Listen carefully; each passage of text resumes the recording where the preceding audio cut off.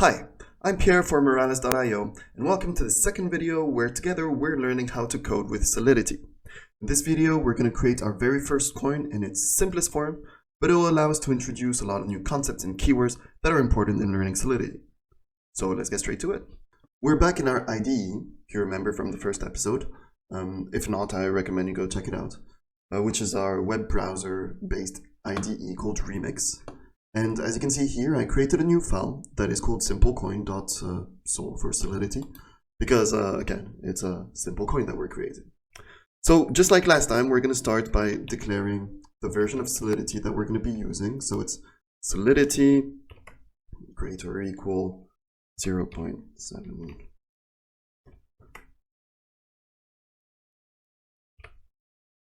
Okay. And we're going to create our first contract here, contract that is called coin, because again, it's a coin. So the first thing we're going to do is we're going to declare a new variable that will be the value of the minter, so the person that actually created this contract. And to do so, we introduce a new keyword that is called address. So address in Solidity and on the Ethereum blockchain, every account and smart contract has an address. It's used to send and receive ether from one account to another. You can consider it your public identity on the blockchain. You can kind of think of it as a bank account number.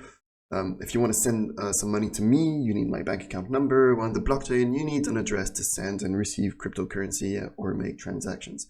And it's also something that can be used as a certain identity. We don't need your name, surname, email address. We can actually just use your address because that's all the information we need. So address, we're going to make it a public variable for it to be accessible from outside the contract, and we're going to call it minter. Yeah. Now, after that, what we're going to need is second concept that we're introducing now. It's called mapping. So mapping, it's a data type in Solidity. And it allows to store association, similar to a list, but holding two values, maybe more similar to something like a dictionary in Python. It allows you to quickly get the value corresponding to a key. Now, the easiest way to look at it is through our code, actually. And in this case, what we're doing is we're mapping an address to a uint, right?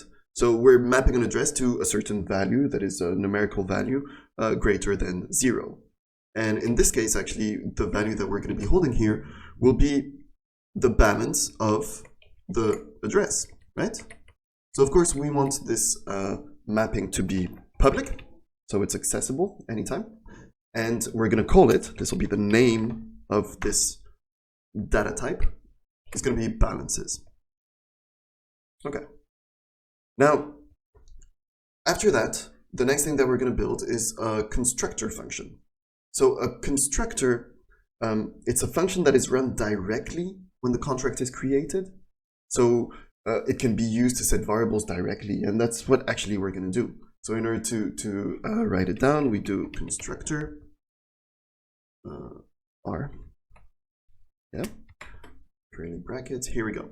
And so what we're going to do as soon as our contract is created, well, we're going to set the value of the variable we created above, right here, minter. We're going to set this value to message.sender. So that's the third concept that we're introducing today, which is message, this keyword right here. So message, it's a keyword that allows us to access some special variables that are available for us from the blockchain and are sent through when the contract is called. We're using here message.sender, which returns the address of the wallet that called the contract, right? And in this case, called the contract and created it. Okay. And so then what we're going to do, once we have, our coin, we know who the creator is, we need to have the possibility to mint, therefore create new coins. So for this, we're going to actually create a function. Our function, we call it mint. Here we go. and it requires two arguments. The first one is an address, so we just declare the data type address of the receiver. So when the creator of this coin, of this contract, calls this function, he needs to provide the address of whatever account this newly minted coin will be sent to. And we also need a uint, which is the amount that will be sent to this address. Simple enough. And of course, we're going to make this function public so it can be accessed from outside. Here we go. Now, what we want to make sure is that the only person that can call this function, therefore create mint new coins, is actually the creator of this, right? So we know who is the creator, we know who is the minter.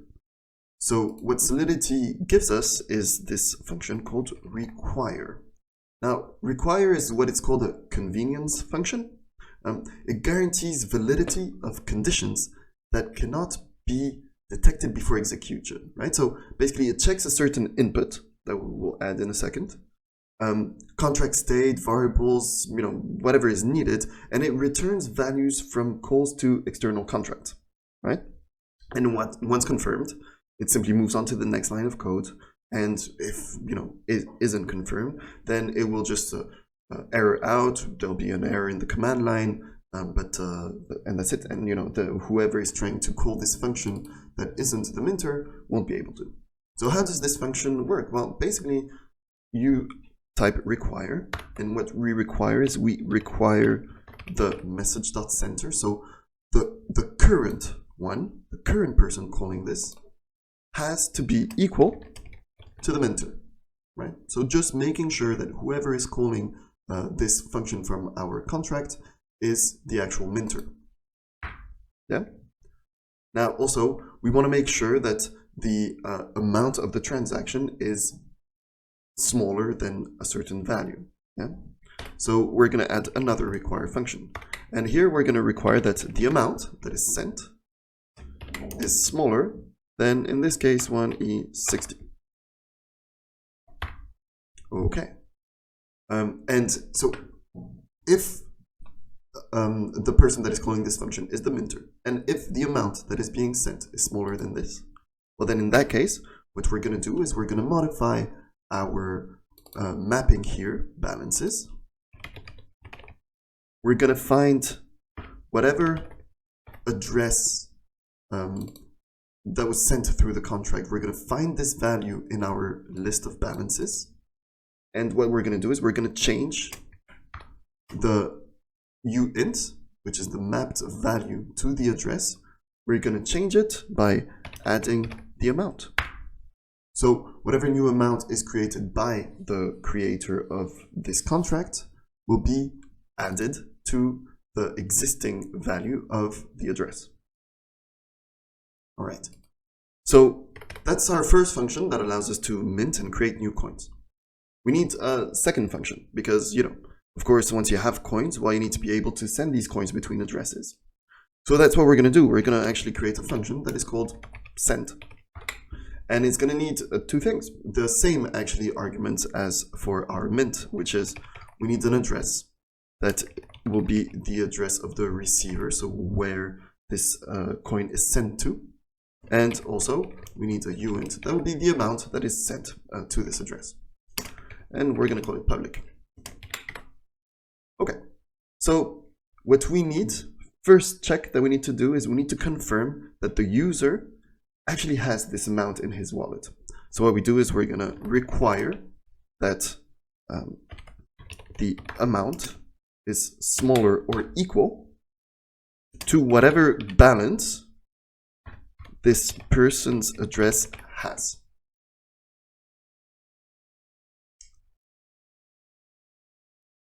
If not, we can send an error message right here.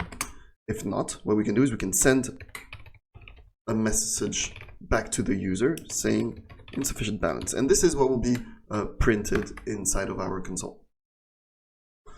Right.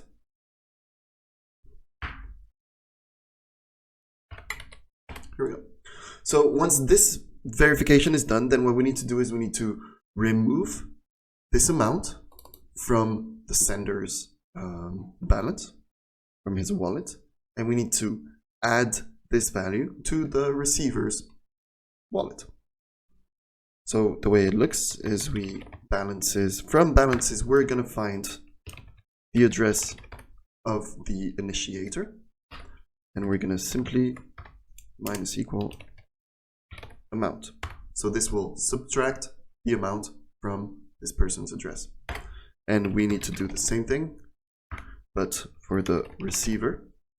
And instead of subtracting, we're going to add this amount. Okay. And that's great. This by itself works, right? Now, there's one more thing that we can do, and this will be the last concept that I introduced today. We can create events. So it's a function, and we're going to add it up here before even the constructor. Ethereum and Solidity has events which are inheritable members of contracts. When you call them, they cause the arguments that you pass to be stored in the transactions log. And the transactions log is a special data structure in the blockchain. It's a log that is associated with the address of the contract and are incorporated into the blockchain and stay there as long as the block is accessible, which, in theory, could be forever. So this is the kind of function, these events, that will log our changes into the blockchain and make it true forever. So how do we write this? Well, we first have to declare the fact that it's an event, and we give it a name. So we're going to call it whenever our user sends some coins to someone else. We want the fact that it was sent and how much was sent to whom. We want this to be recorded. So we're going to call it sent, right? Once this function is done, we want to log this information in the blockchain.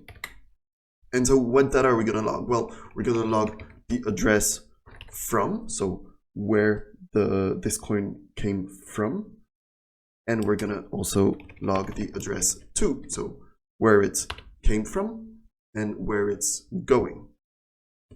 And we're also going to log how much was sent through. Just like that. Address from, address to, and the amount. Now, once we have this, of course, we need to trigger it. And in order to trigger it, and we want it to happen right here, after sending the coin, well, to do so, what we need to do is we need to call this emit function. And emit sent, because we want to call this function right here. And we have to pass our arguments. So our from address will be our sender. Our to address will be the receiver. And our amount is the amount that was passed here. And that's it.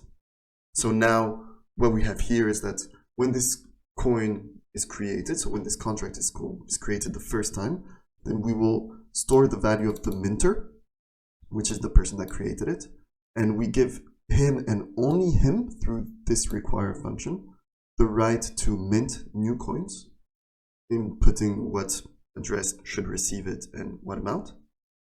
And then we allow whatever address that has these coins to send, as long as they have the balance. Otherwise, we give them an error insufficient balance. And once this is done, we call the emit sent function, this event that we created, that allows us to log this information inside of the blockchain. So now our smart contract is done. Our coin is ready. We can go have some fun and we can go test it out. So I come right here and I compile it. So you see, I compile to simple coin, selecting my file, making sure it's the right one. It's compiling, great. Now I can come here and I can select a wallet address. I'm going to go for this one, and I can deploy right here. And so we see at the bottom that we have our deployed contract. And in here we have all of the values that we set as public. So of course we have our minter, so it's available here. We have our balances here, and also our functions, which are mint and send. So we have our first coin that is working, and this is the person that created this. So what this means is that I can just go and create some coins. I can copy, you see right here, I can copy the address, and I can call our mint function. So what it needs is it needs the address of the receiver and the amount that is going to be sent. And so I'm going to just mint some coins for myself. So I input the address of the creator and a value we're going to send 150. And I click on mint. You see here, oh, it's done, it worked. And now what we can do is we can go and check the balance because it's public.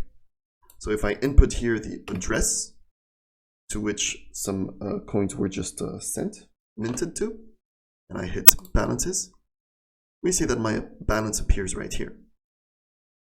But let's try something else.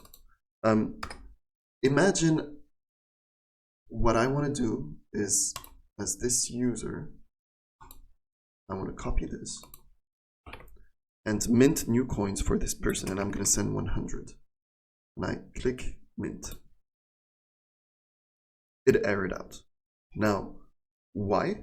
Simply because the person that is trying to do this is not the person that created this contract. So it's not possible. Being this account, I cannot send any coins. I mean, I cannot mint any new coins. And if I go here and check the balance of this new account, 1 second, right here, click on balances, 0, right? Nothing. It simply doesn't exist there.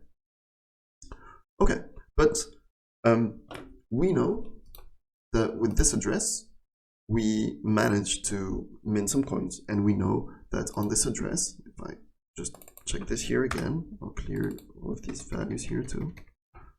If I check the balance of this this wallet, we know that we have 150 coins there. So what we can do is we can send them, right? Being this account, we can send them. And what we're going to do is I'm just going to select this one, copy the value, but come back to this address here, so we're sure that that we're sending from the right account. And I'm going to input here the address of the receiver, and we're going to send him 50. And I click on send. All right, seems to have worked. So now we can go here and input the address of the wallet to which we just sent some coins, paste it right here, and click on balances. And you see he now has 50. And what if we check the balance of the address that sent these coins?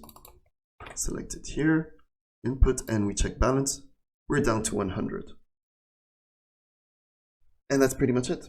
You see, we were capable to mint new coins as the creator of this smart contract, of this coin, and we were able to send them to someone that is not the creator.